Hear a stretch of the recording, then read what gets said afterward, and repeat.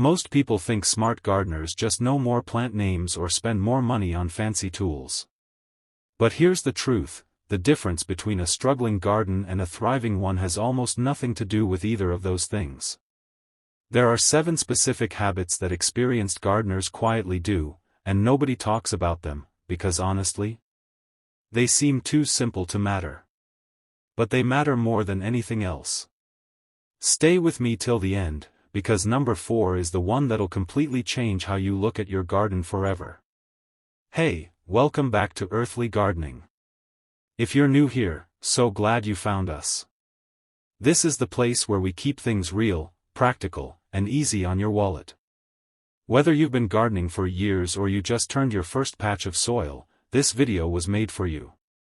Make yourself comfortable, because today we're going into something really good. But before we dive in, if you haven't subscribed yet, hit that button right now. We drop videos regularly that help everyday garden owners grow more without spending more. And if you're already part of the family, welcome back. Now let's get into it. Point 1. They read the garden before they touch it. The very first thing smart gardeners do is something beginners almost never do, and that is they observe before they act. A beginner walks into their garden and immediately wants to plant something, fix something, or water something. A smart gardener walks in and just watches first. They check which corner gets the most morning sun. They notice where water pools after rainfall. They see which area dries out the fastest. They're gathering information. Think of it like this. You wouldn't walk into a kitchen and start cooking without knowing what ingredients you have, right? Same energy. Your garden is always telling you something. Smart gardeners have simply learned to listen. And this habit alone saves them money. Because when you know your garden's patterns, you stop buying plants that are wrong for your space. You stop overwatering areas that hold moisture naturally. You stop fighting your garden and start working with it. So the next time you step outside, give yourself 5 quiet minutes. Just look. No tools, no watering can. Just your eyes and the garden. You'll be surprised what you start noticing. Point 2. They work with their soil, not just in it. Here's a mistake almost every beginner makes. They treat soil like it's just dirt. Just the stuff that holds plants upright. Smart gardeners know better. Healthy soil is alive. It's full of organisms, bacteria, fungi, and tiny creatures that break down organic matter and feed your plants in ways no bottled fertilizer can fully replicate. And smart gardeners protect that life. How? They feed the soil regularly with compost, kitchen scraps, or even just dried leaves mixed back in. They avoid walking on their planting beds because footsteps compact the soil and crush those tiny living systems underneath. They don't dig unnecessarily because overtilling actually destroys the structure that makes soil rich. Now here's the part that saves you money. When your soil is genuinely healthy, your plants become naturally stronger. They resist disease better. They need less watering because rich soil holds moisture longer. And they produce more, whether that's flowers, vegetables, or lush green growth. You don't need expensive soil treatments for this. Start composting your vegetable peels, coffee grounds, and eggshells. Layer dried leaves as mulch on your beds. Let nature do the heavy lifting. That's smart gardening. Point 3. They plant for succession, not just for season. This one is so simple but it completely changes how productive your garden looks all year round. Beginners usually plant everything at once. They fill up the garden in one go, everything looks great for a few weeks, then half of it finishes flowering or fruiting and the garden suddenly looks bare and empty. That cycle feels discouraging. Smart gardeners plan for what comes next. Instead of planting all their seeds or seedlings at one time, they stagger. A batch this week, another batch 3 weeks later, and another batch a month after that. This is called succession planting, and the result is that something in the garden is always at its peak. Same idea applies to choosing plants. When one plant finishes its season, something else is just getting started. Early season flowers give way to mid-season herbs, which make room for late-season vegetables. The garden never feels empty because it was never planned to be. You don't need more space for this. You don't need more money. You just need a simple plan and a little patience. Write it down, even on a scrap of paper. What's coming out in 3 weeks? What goes in after that? That small habit is what keeps a smart gardener's garden looking alive all year. Hey, real quick. If this video is already giving you something useful, do me a small favor and hit the like button. It genuinely helps more people find this channel, and more people finding this channel means more content like this coming your way. Also drop a comment below and tell me which one of these so far is hitting different for you. I read every single one. Alright, back to it. We're only halfway through and it gets better. Point 4, they let some things die on purpose. I told you number 4 would shift something for you. Here it is. Smart gardeners let certain plants die. Completely on purpose. And beginners panic when something starts to look finished, dried out, or gone to seed. Here's the thinking. When a plant goes to seed, it produces the next generation of itself for free. If you learn to recognize when a plant is seeding and you let it complete that process, you collect those seeds and replant them without spending a single coin.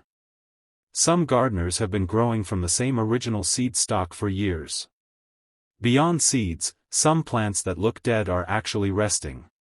Perennials, for example, die back to the ground every dry season or cold season and then push back up when conditions are right. Beginners yank them out thinking they've failed. Smart gardeners know to leave the root system alone and wait. There's also the matter of decomposition. Fallen leaves, spent flowers, and dried stems left in a corner of the garden break down into natural compost. Free nutrition for your soil. Nothing wasted. The mindset shift here is this. In a garden, an ending is almost always the beginning of something else. Smart gardeners don't rush to clean up every brown thing they see. They've learned to tell the difference between dead and done, and those are two very different things. Point 5, they use companion planting like a quiet superpower. This one sounds fancy, but it's actually one of the oldest and most budget-friendly tools in gardening. Companion planting simply means growing certain plants close together because they help each other. Some combinations repel pests naturally. Others improve the flavor of nearby crops. Some fix nitrogen into the soil, which feeds the plants growing beside them. The classic example is what some traditional farmers call the three sisters. Corn, beans, and squash. The corn grows tall and gives the beans something to climb. The beans pull nitrogen from the air and put it into the soil for the corn and squash to feed on. The squash spreads wide along the ground, shading out weeds and keeping moisture in. 3 completely different plants, working like a team. But it doesn't have to be that specific combination. Basil planted near tomatoes is said to improve the tomato's flavor and keep certain insects away. Marigolds near almost any vegetable bed confuse and deter pests. Mint near cabbage keeps away the moths that damage cabbage leaves. What you're essentially doing is building a small ecosystem instead of just a row of plants. And that ecosystem takes care of itself in ways that save you time, money on pesticides, and a lot of frustration. Smart gardeners think about what grows beside what. Beginners think about what to grow. That one shift opens up a whole new layer of results. Point 6, they fail small and learn fast. This might be the most important mindset point in the entire video. Smart gardeners are not afraid to experiment. But there's a specific way they do it. They test in small batches. They don't plant 40 of a new vegetable variety across the whole garden and hope it works. They plant 5 in one corner, observe how it responds to their specific soil, their specific sunlight, their specific watering routine. If it thrives, they scale up. If it doesn't, they've only lost a small patch. Beginners often do the opposite. They go all in on one idea, and when it doesn't work, the disappointment is so big it makes them feel like they're just not good at gardening. But that feeling has nothing to do with gardening ability. It's just the result of skipping the testing phase. Smart gardeners also keep notes. Nothing complicated. Even just a photograph on your phone with a short caption. Planted this here on this date, it did this. Over time, those small notes become a personal guide that's more valuable than any gardening book, because it's built on your garden, your climate, your soil. Failure in a garden is just data. Smart gardeners collect it. Beginners avoid it. And that difference alone explains why one garden keeps improving every season while another one stays frustrating year after year. Point 7. They protect their water like it's currency. Last one. And this is perhaps the most wallet-friendly habit of them all. Smart gardeners treat water as a resource to be managed, not just a chore to get done. And the way they do that changes everything about how their garden performs. The first thing they understand is timing. Watering in the middle of the day, when the sun is strongest, means a huge amount of water evaporates before it ever reaches the roots. Smart gardeners water in the early morning or in the evening. The water goes where it needs to go. The roots drink. Nothing is wasted. The second thing is depth. Beginners often water lightly and frequently. Smart gardeners water deeply and less often. Why?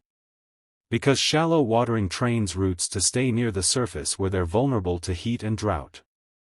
Deep watering encourages roots to grow downward, where the soil stays cooler and moister naturally. Plants watered this way become more drought-tolerant over time. Then there's mulching. A simple layer of dried leaves, straw, or wood chips over the soil surface slows down evaporation dramatically. In some climates, proper mulching can cut your watering needs almost in half. That's not an exaggeration. Smart gardeners also collect rainwater wherever possible. Even a simple bucket under a roof edge during rainfall adds up quickly. That collected water costs nothing and plants often respond to rainwater better than tap water because it's free of added chemicals.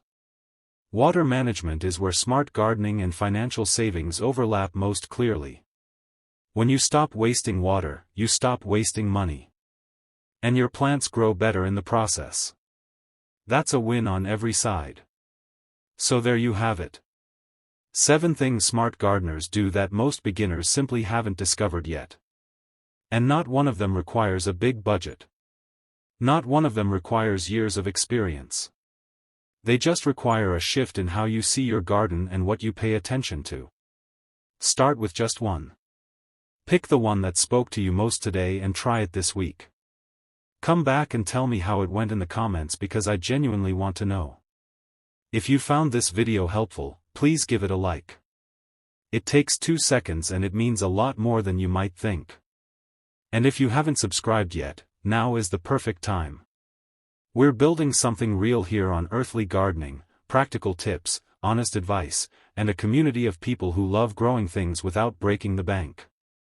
I'll see you in the next one. Keep growing.